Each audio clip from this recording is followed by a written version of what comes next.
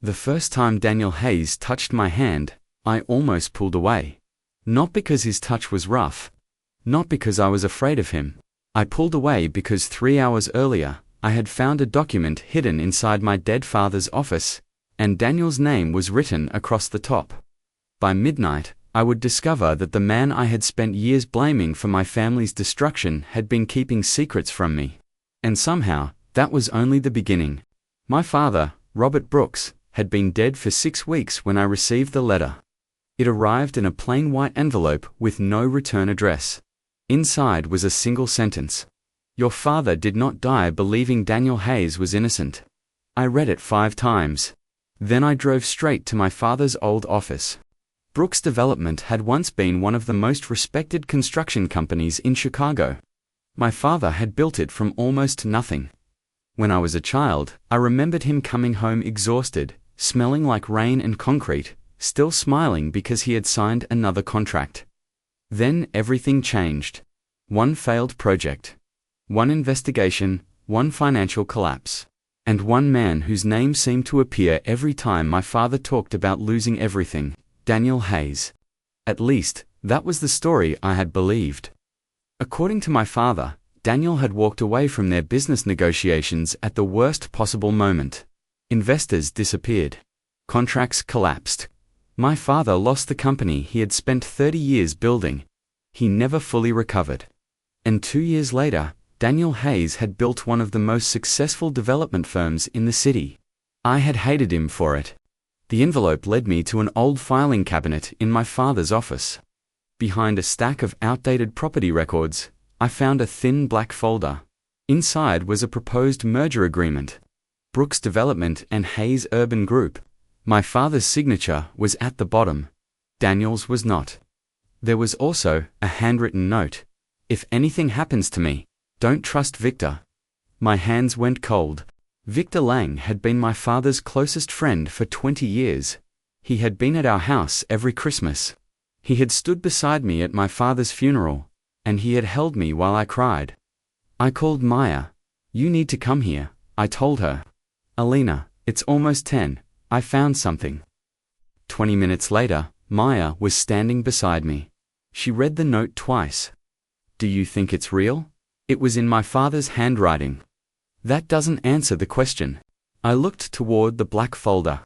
Then I made a decision I should probably have discussed with someone. Ma, I'm going to see Daniel Hayes. Maya stared at me. Tonight, tomorrow, that's barely better. The next morning, I stood inside Hayes Urban Group's glass headquarters, surrounded by marble floors and people who looked like they had never worried about money in their lives. Daniel's assistant looked at me carefully. Do you have an appointment? No. Mr. Hayes is in meetings. Tell him Alina Brooks is here. Something changed in her expression. 10 minutes later, I was standing inside his office. Daniel Hayes looked exactly like I remembered from newspaper photographs. Tall, controlled, dark hair touched with gray at the temples. He wore a charcoal suit, but there was nothing flashy about him. His office was almost painfully simple. He looked up at me. For several seconds, neither of us spoke. Then he said, You look like your father. That was not what I expected. Don't say his name like you knew him. His expression barely changed. I did know him, not according to him. I placed the folder on his desk. I found this. For the first time, Daniel looked genuinely unsettled. His eyes moved over the documents. Then he looked at me again. Where did you get this? My father's office. He opened the folder. I watched his face carefully. Why didn't you sign it? I asked. His silence lasted too long. Daniel, I couldn't. Why? Because the financial information wasn't accurate. I laughed once, a short, bitter sound. That's convenient. I'm not asking you to believe me. Good, because I don't. He closed the folder. Victor Lang was handling most of your father's financial negotiations at that time. My anger sharpened. Victor was my father's partner. Yes. And his friend. Daniel's jaw tightened. Those aren't always the same thing. I leaned forward. Are you trying to tell me Victor destroyed my father's company?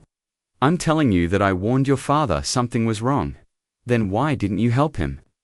Daniel looked directly at me. I tried. That answer stayed with me long after I left. I hated that it did. For the next 2 weeks, I investigated everything I could find. The more I searched, the more confused I became. Several financial transfers from Brooks Development had been approved under Victor's authority. A former accountant remembered Daniel questioning certain numbers. And there was one transaction, almost $2 million, that had disappeared into an account neither my father nor Daniel seemed to control. Then Daniel called me. I found something, he said. Why would you tell me? Because it concerns your father. Against Maya's advice, I met him. The documents Daniel showed me proved that Victor had been moving company money for months before the merger collapsed. I should have been relieved. Instead, I was furious. Why are you showing me this now? Daniel's eyes darkened. Because I promised your father I would protect you if I ever had the chance. I stared at him. You promised my father what? Daniel immediately looked as if he regretted saying it. What did you mean? He walked toward the window. Robert knew things were getting dangerous. Dangerous. He believed Victor had done something illegal. My stomach tightened, and he asked me to stay away from you. I blinked. What? Daniel turned around. He believed that if Victor realized I was involved, you could become part of the problem. The room suddenly felt smaller. Why didn't you tell me? Because your father asked me not to. I stepped closer. You watched my family fall apart. Alina, you watched me believe you destroyed us. I know. How could you let me hate you? His voice dropped. Because hating me was safer than knowing the truth. I should have walked away. Instead, I noticed something I had never expected. Pain. Real pain. Real pain. For the first time, Daniel Hayes did not look like the villain I had created in my mind. He looked like a man who had been carrying something far too long. And that was the moment I became truly afraid. Not of Daniel. Of what would happen if I started believing him. Over the following weeks, our meetings became more frequent. At first, they were strictly about the investigation. Then they became dinners because we had worked too late to leave. Then coffee. Then conversations that had nothing to do with my father. I learned Daniel hated crowded restaurants. He had a younger sister in Seattle who called him every Sunday and complained that he worked too much. He kept an old photograph of his mother inside his desk. And when he laughed, freely laughed, his entire face changed. I hated how much I noticed.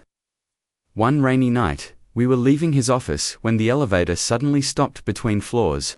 The lights flickered. I immediately stepped back. Daniel noticed. Are you claustrophobic? No, you are. I said no. For the first time that evening, he smiled. You're terrible at lying. So are you. The smile disappeared. Neither of us moved. The space between us became painfully quiet. I could hear the rain hitting the building outside. Daniel looked at me differently.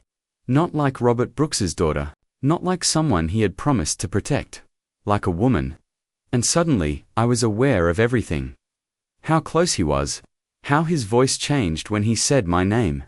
How badly I wanted him to move closer. Alina, he said quietly. The elevator started again. The moment broke. But something had changed. 3 days later, I found an old photograph hidden inside my father's desk. My father, Daniel, and Victor. The 3 men were standing outside a restaurant. On the back, my father had written, "The 3 people who knew the truth. One of them betrayed us." I was staring at the photograph when my phone rang. "Daniel," I answered. Before I could speak, he said, "Alina, listen to me carefully." Something in his voice made me stand. "What's wrong?" I just received a message from someone using Victor's private number. My grip tightened.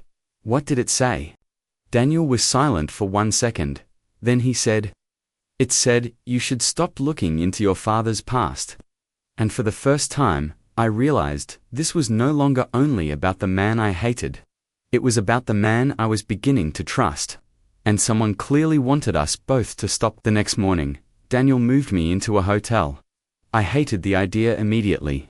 I'm not disappearing because someone sent a message. No one said you were disappearing. You practically ordered me into hiding. Daniel stood across from me in my apartment, arms folded. I asked you to stay somewhere secure for a few days. That's the same thing when you say it. For a moment, he looked almost amused. Then his expression softened. Alina, please. That one word stopped me. Not because it was dramatic, because Daniel Hayes almost never asked for anything. He negotiated, he decided. He controlled every room he entered. But now he was asking. So I went. Not because I wanted his protection, at least, that's what I told myself.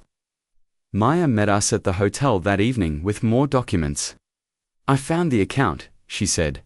The one with the missing money. She nodded. The account was opened under a shell company, owned by Victor, not directly. Daniel leaned over the documents. Who owns it? Maya hesitated. Then she looked at me. Your father. The room went silent. I stared at her. That's impossible. Robert Brooks's name is on the original registration. My first instinct was anger, at Victor, at Daniel, at Maya for bringing me the information.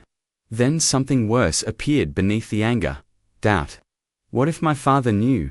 Daniel said nothing. I looked at him. You knew, didn't you? No, but you suspected. His silence answered me. I stepped away. For years I had built my entire life around one belief. My father had been betrayed. Daniel had destroyed him. Victor had possibly helped. But now the truth had become something uglier. What if my father wasn't innocent? I left the room before either of them could stop me. Daniel found me 20 minutes later on the hotel's rooftop terrace. Chicago spread beneath us, wet from the rain. I don't want you to say anything, I told him. He stood beside me. For once, he listened. Minutes passed. Then I asked, did you love him? Daniel looked surprised. My father. He looked toward the city. Yes. The answer hurt more than I expected. He was my friend before any of this happened. Then why did he hate you? I don't know if he hated me. Daniel, he was afraid of what. Daniel turned toward me, that everything he had built was falling apart. I looked away. My father wasn't perfect. No. I laughed quietly. You're supposed to defend dead people. No. You're supposed to remember them honestly.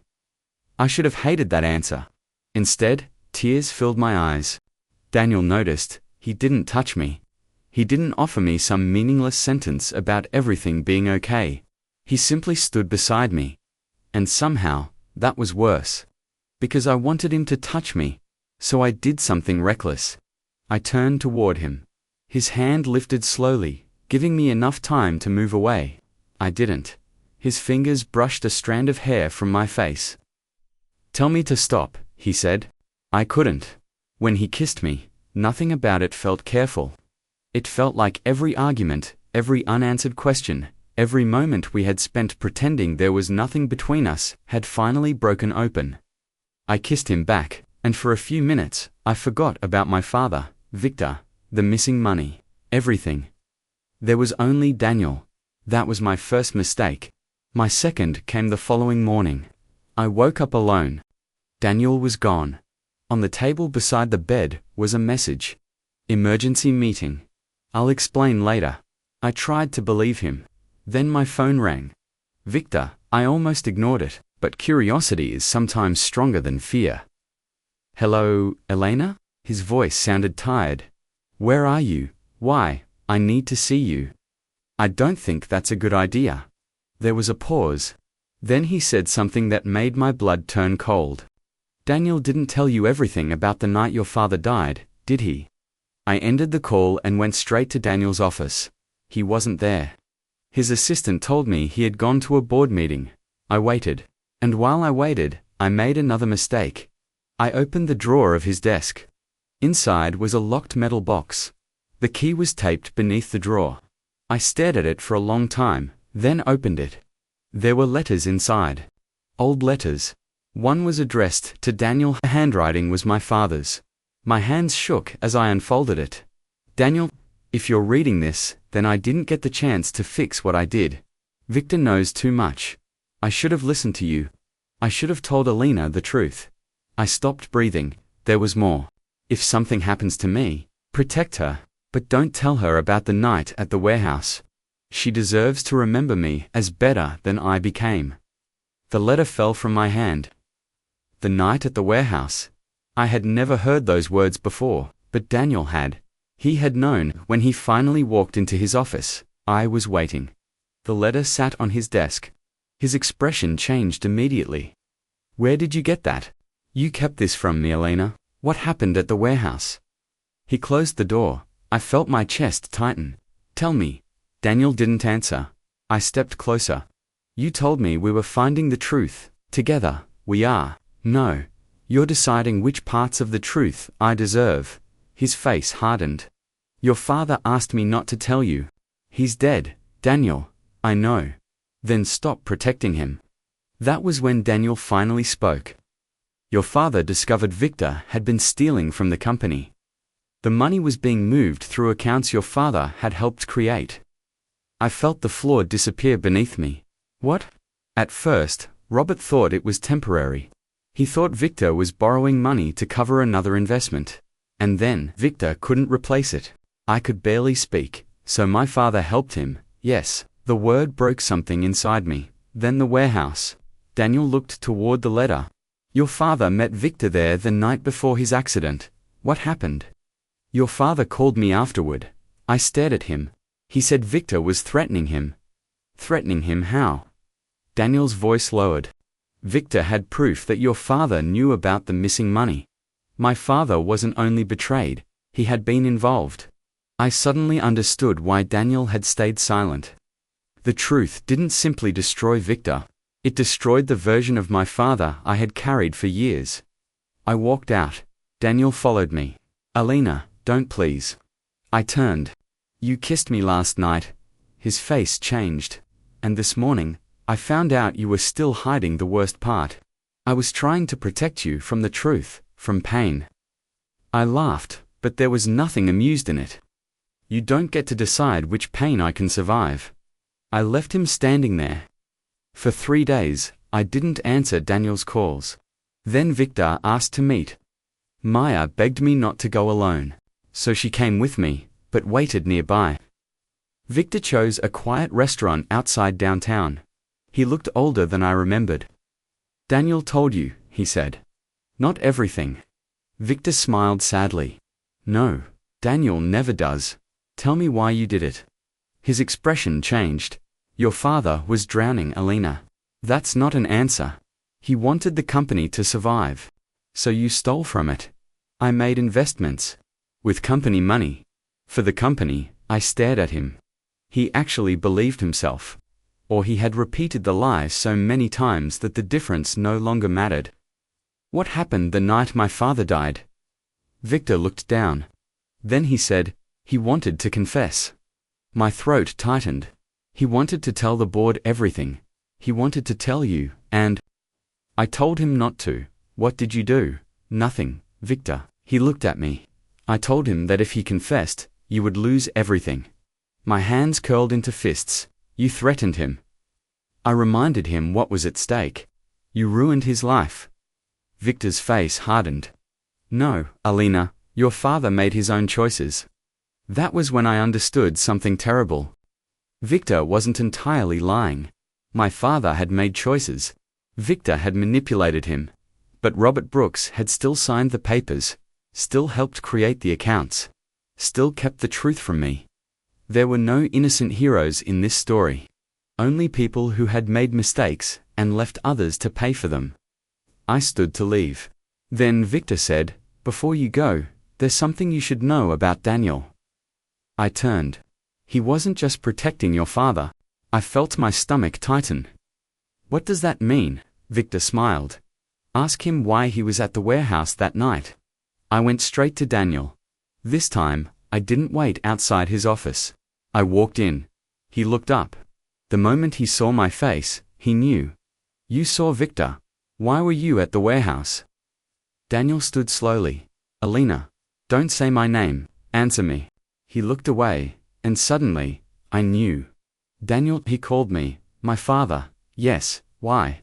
He wanted me to help him. Then why didn't you? Daniel's silence was unbearable. Finally, he said, I was there. My entire body went still. I saw him. The room blurred around me. What? I arrived after Victor left. You saw my father that night? Yes. He was alive. Yes. And you never told me. Daniel closed his eyes. I promised him. Promised him what? His voice broke for the first time, that I would let him go home and fix it himself. I stared at him. Daniel continued. He told me he was going to confess in the morning. He said he was going to tell you everything. And then he died. Yes. My voice became almost a whisper. How? Daniel looked at me. I don't know. And that was the moment everything changed again. Because for the first time, I wondered if my father's death had really been an accident. For the next 48 hours, I barely slept. My father's death had been officially ruled an accident. His car had gone off a rain-slick road on his way home from the warehouse. At the time, no one had questioned it. Why would they? He had been exhausted. The roads were wet. And there had been no obvious evidence of anything else. But now, I knew he had spent the previous hour confronting Victor. I knew he had planned to confess. And I knew Daniel had been the last person to see him alive. I wanted to believe Daniel. That was the problem. If I still hated him, everything would have been easier. Instead, I loved him. And I wasn't even sure when it had happened. Maybe in the elevator. Maybe on the rooftop when he stood beside me without asking me to forgive my father. Maybe when he kissed me. Or maybe it had happened much earlier, while I was still pretending every conversation between us was an argument. Maya came to my apartment, carrying a box. I found something in your father's storage unit. Inside were old files, photographs, and a damaged laptop. At the bottom was a small voice recorder. I stared at it. My father used to carry one everywhere when I was young. Maya found a technician who recovered several audio files. Most were ordinary business notes. Then we found the last recording. The date was the night my father died. My hands trembled as I pressed play. At first, there was only static. Then, my father's voice. Victor, if you're listening to this, I'm done. A long pause. I'm telling Alina everything tomorrow. You can hate me. You can expose me. I deserve it. But I'm not letting her spend the rest of her life believing Daniel was the reason we lost everything. I stopped the recording. My eyes filled with tears. Maya reached for my hand. Then I pressed play again. My father continued. And if anything happens to me, Daniel knows where to find the original documents. The recording ended. I immediately called Daniel. He answered on the first ring. Alina, where are the original documents? Silence. Then, your father's old warehouse. 20 minutes later, I was driving there. Daniel arrived almost at the same time. The warehouse was abandoned now. Dust covered the floor. Rain tapped against the broken windows. For several seconds, we simply stood there. Then Daniel walked toward an old steel cabinet. He removed a loose panel. Behind it was a small waterproof case. Inside were copies of bank records, financial agreements, and Victor's communications. Enough evidence to prove the full story. Victor had secretly redirected company funds into a risky development project. When the investment began to fail, Robert discovered the truth. Instead of exposing Victor immediately, my father agreed to help cover the losses. That was his mistake. But Victor had continued. He had manipulated Robert into believing they could fix everything before anyone noticed. Daniel discovered irregularities during the merger negotiations and refused to sign. That was why my father blamed him. Not because Daniel had destroyed the company, because Daniel had refused to help hide what had already been done. I looked at Daniel. So you knew all this? Not all of it, but enough. Yes. Anger rose inside me again. You should have told me. I know. You let me hate you. I know. You let me believe you destroyed my father. Daniel stepped closer. And if I could go back, Alina, I would tell you everything the first day you walked into my office. I looked at him. Why didn't you? For the first time, Daniel looked afraid. Not of Victor. Not of losing his company. Of my answer. Because I was afraid that once you knew everything, you'd never want to see me again. My anger weakened. Not disappeared, but changed. You don't get to lie because you're afraid of losing someone. I know. Then why did you? Daniel's voice dropped. Because I spent years keeping a promise to your father, and somewhere along the way, that promise became an excuse. He looked down. I should have trusted you with the truth. The honesty of that answer hurt more than another excuse would have. I wanted to forgive him immediately. I didn't. Love doesn't erase betrayal, but sometimes it gives you a reason to see whether trust can be rebuilt. Before either of us could say anything else, Daniel's phone rang. Maya, he answered. Her voice was urgent. Victor knows Alina has the documents. Daniel looked at me. What happened? He left his office. No one knows where he is. The next few hours moved quickly. Maya contacted the authorities and handed over the evidence. Victor was not arrested that night, but his financial records were frozen while the investigation began. For the first time, I thought it might finally be over. Then, I received a text. Unknown number, asked Daniel about the photograph. Attached was the old picture of my father, Daniel, and Victor. But this version was different. There was another person standing partly outside the frame, a woman. I recognized her immediately. Daniel's mother.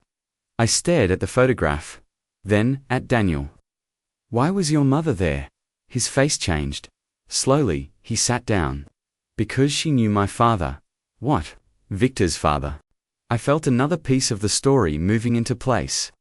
Daniel explained that years before Brooks Development existed, Daniel's mother had worked for Victor's father's real estate company. She had witnessed financial fraud. When she threatened to expose it, Victor's father destroyed her reputation and forced her out of the industry. Daniel had grown up watching what financial corruption could do to a family. That was why he had become obsessed with doing business cleanly. That was why he had recognized the warning signs with Victor. And that was why he had refused to sign the merger. Victor knew about this, I asked. Daniel nodded. He thought I wanted revenge against his family. And did you? Daniel looked at me. For a long time, that truth explained something I had never understood. Daniel hadn't simply become involved because of my father.